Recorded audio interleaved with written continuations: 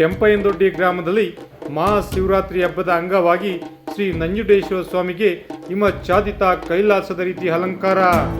ಅಪಾರ ಭಕ್ತರಿಂದ ವಿಶೇಷ ಪೂಜೆ ದರ್ಶನ.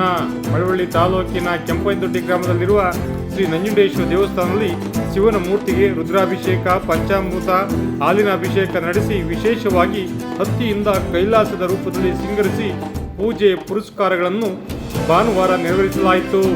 ಕೆಂಪಯ್ಯನದೊಡ್ಡಿ ಗ್ರಾಮದ ನಂಜುಂಡೇಶ್ವರ ಸ್ವಾಮಿ ದೇವಸ್ಥಾನದ ಅರ್ಚಕರಾದ ಕೆ ರಮೇಶ್ ಶಿವಯೋಗಿ ಮಾತನಾಡುತ್ತಾ, ಮಹಾಶಿವರಾತ್ರಿಯು ಶಿವನನ್ನು ವಿಶೇಷವಾಗಿ ಆರಾಧಿಸುವ ಶುಭ ದಿನ. ಪರಮಶಿವನು ಅಂದು ತನ್ನ ಭಕ್ತರ ಇಷ್ಟಾರ್ಥಗಳನ್ನು ಈಡೇರಿಸಿ ಆಶೀರ್ವದಿಸುತ್ತಾನೆ. ಭಕ್ತರು ಒಂದು ಪಾರ್ವತಿ ಪರಮೇಶ್ವರನನ್ನು ಭಕ್ತಿ ಭಾವಗಳಿಂದ ಶ್ರದ್ಧಾ ಭಕ್ತಿಪೂರ್ವಕ ಆರಾಧಿಸುತ್ತಾರೆ. ಬೆಳಗ್ಗೆ ಎದ್ದು ಉಪವಾಸದಿಂದ ಇದ್ದು ದೇವಾಲಯಗಳಿಗೆ ಹೋಗುತ್ತಾರೆ. ನಂತರ ಮನೆಯಲ್ಲಿ ಶಿವನ ಪೂಜೆ, ಜಾಗರಣೆ, ಭಜನೆ ಹೀಗೆ ಶಿವರಾತ್ರಿಯ ದಿನ ಶಿವನ ಆರಾಧನೆ ಮಾಡುವುದರಿಂದ ಪೂರ್ವ ಜನ್ಮದ ಪಾಪಗಳು ಕಳೆದು ಇಷ್ಟಿತಾರ್ಥ ದೊರಕುತ್ತವೆ ಎಂದರು.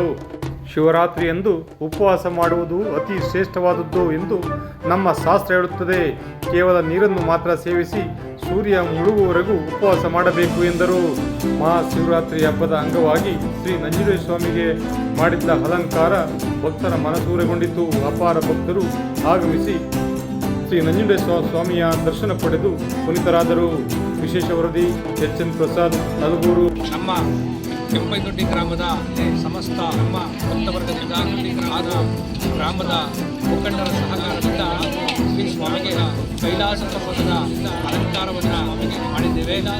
ಹಾಗಾಗಿ ಈಗಿನ ಭಕ್ತಾದಿಗಳು ಹೆಚ್ಚಿನ ಸಂಖ್ಯೆಯಲ್ಲಿ ದೇವಾಲಯಕ್ಕೆ ಭಕ್ತಾದಿಗಳು ಸ್ವಾಮಿಯ ದರ್ಶನವನ್ನು ಮಾಡಿ ಪ್ರಸಾದವನ್ನು ಸ್ವೀಕಾರ ಮಾಡಿದ್ದಾರೆ.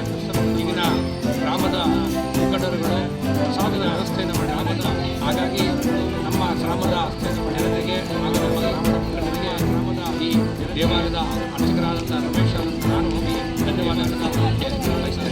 ಹಾಗೆ ನಮ್ಮ ಗ್ರಾಮದ ಮುಖಂಡರುಗಳು ದೇವಾಲಯದ ಬಗ್ಗೆ ಎರಡು ಮಾತನಾಡುತ್ತಾರೆ.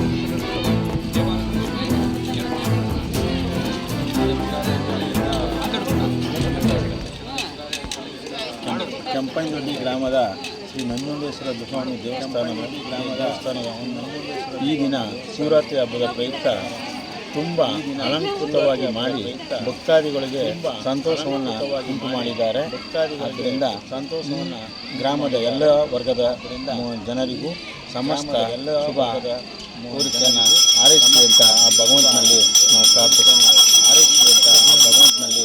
ಪ್ರಾರ್ಥಿಸ್ತೀವಿ.